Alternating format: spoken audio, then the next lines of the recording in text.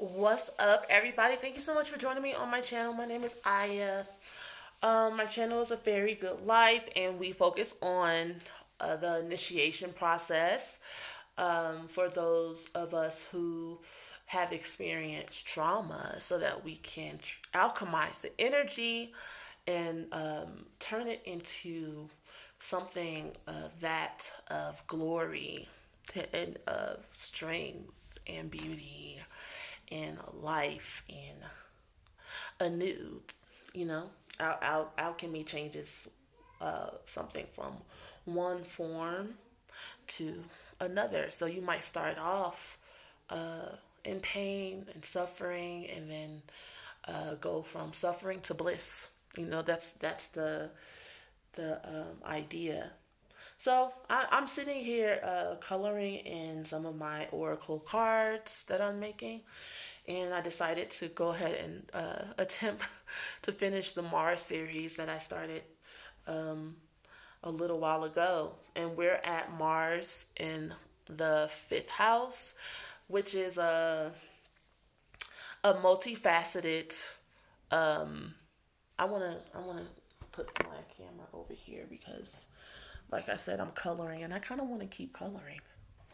It's a multifaceted placement for Mars because, because the fifth house has to do with creativity, dating, children, sex, Leo stuff, your father.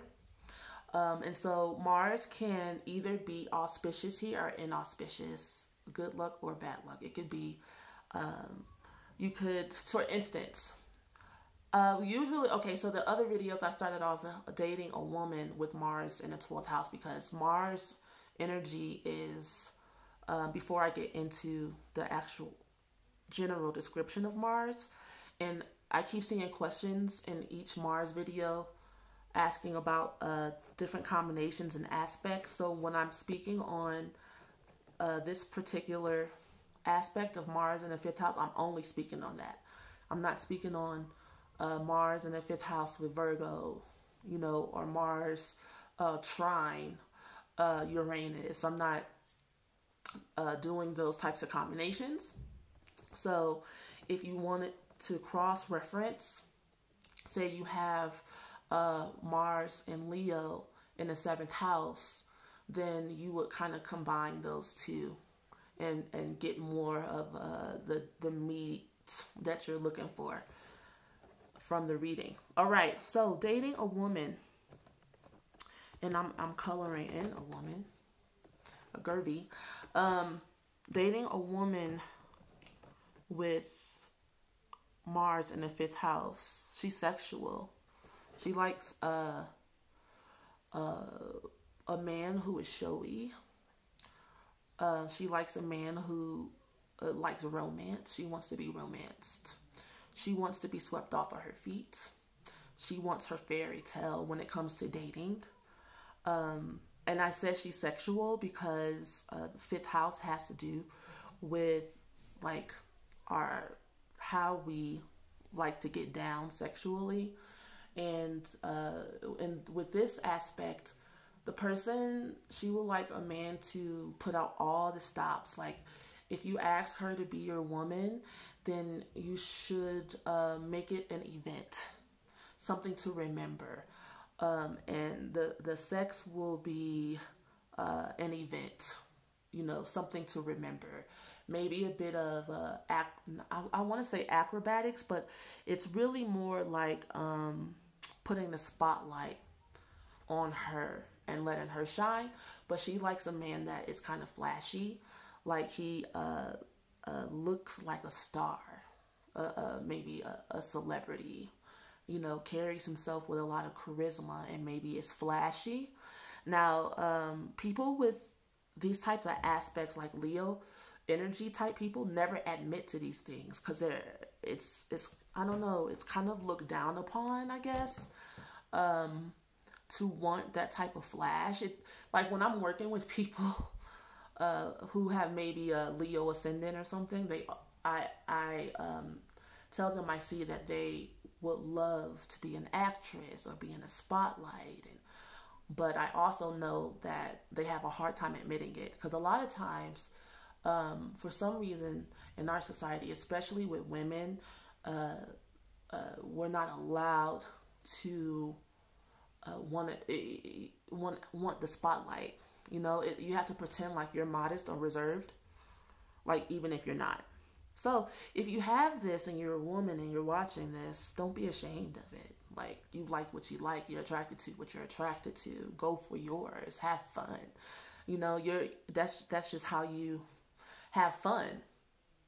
Also, she might be attracted to men who are a bit robust when it comes to their expression of their emotions. It's going to be a very volatile type energy with Mars in the 5th house. So let's get down to the nitty gritty. One of the major things that will come up with Mars in the 5th house is children. So this could be an aspect of where there might be bleeding during childbirth. There could be miscarriages. There could be malefic aspects when it comes to having children, abortions, some types of violence. Or you could have very strong pregnancies if Mars is well aspected here for you. You can have pregnancies that are full of vitality and health.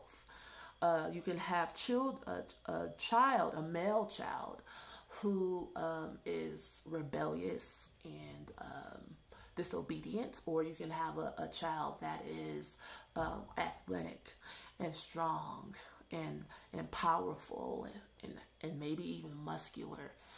So that's why I'm saying, depending upon how Mars is aspected here in the 5th house, it can go either way. I've been kind of just touching on, I see people kind of getting frustrated with my Mars videos, because honestly, Mars, Venus, the moon, Mercury, all these quick moving planets that affect your everyday life and affect your personality. There's so many things we could talk about. We can talk about how industrious you are and how, and maybe how you have a lot of energy and you start something, but maybe you don't finish it, or you have a lot of creativity, and you have a lot of maybe even the spotlight on what it is that you're doing a lot of times. But you have an issue. You might have an issue if it's not well aspected, like with Mars in the 10th house, or Mars connected to Saturn or Capricorn energy, where you kind of stay the course and you have the drive, the power, and the patience to see your projects all the way through to the end. Here, if it's not fun anymore, you just might quit. And you might need encouragement to keep going, so that maybe it's not until you get older, because Mars is honestly really immature energy, unless it's aspected to other things that assist you with. That's why that Pluto in the 1st house video is so popular, because it's really hard. It's really hard to connect transformative, passionate, sexual energies with Mars. It ends up going left, because Mars doesn't think things through. It's primitive, okay? So if you have Mars in a house that has to do with sex, you could be a hoe. You could be, Now, you don't have to admit it to me, but it's a possibility that you might have to kind of tame yourself, because you end up maybe having a lot of suitors because you're highly attractive to people, and people can't keep their hands off of you. You can't keep your hands off of other people, and you end up having a lot of dating stories, I'll say. Yeah, I mean, yes, you have a lot of power, you have a drive, you're creative, you could have a lot of jobs. Because the fifth house, it's not talked about when it comes to career that much, but it kind of has something to do with how you play and how you deal with the paradigm of work hard, play hard type of thing. Like, for example, I have a Capricorn in my fifth house, and that's not a fun aspect. Some of you guys think you want to be my friend, but if you hung out with me, I will be talking about all my projects and everything I'm working on all the time, right? And so that's creativity to me, you know?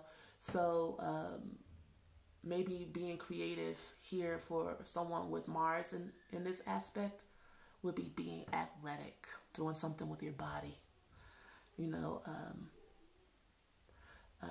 Maybe you might be passionate about getting strong, you know, passionate about being fast. There's lots of things we can discuss here. So I'm leaving it up to you to describe it yourself.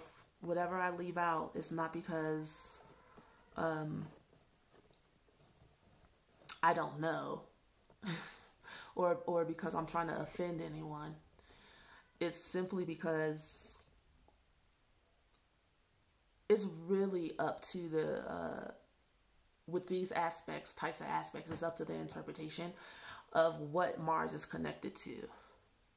It's not like one of those big planets like Neptune and Uranus or Saturn and even Pluto that can really stand alone in interpretation, that if you just dealt with where your Pluto is, you can be dealing with it for the rest of your life, okay? Mars is more like, you know, how you take action, and then you might tweak it throughout your life depending upon what works and what doesn't work. So some people might be immature in these areas, and then I'll have people in the comments be like, well, I used to be like that and I'm not like that anymore. Okay, good.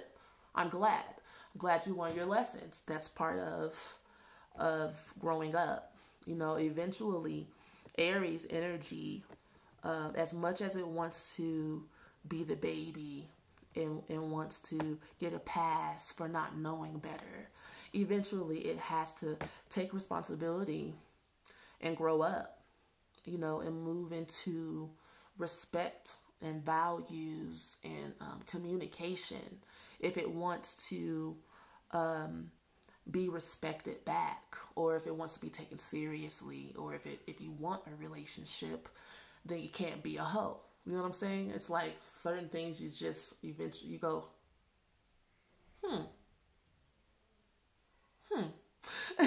you think it through, and it has its time, and then it comes to an end.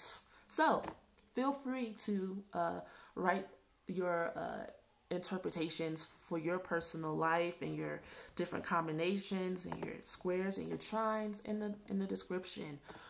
But don't yell at me, please. Thank you. Peace.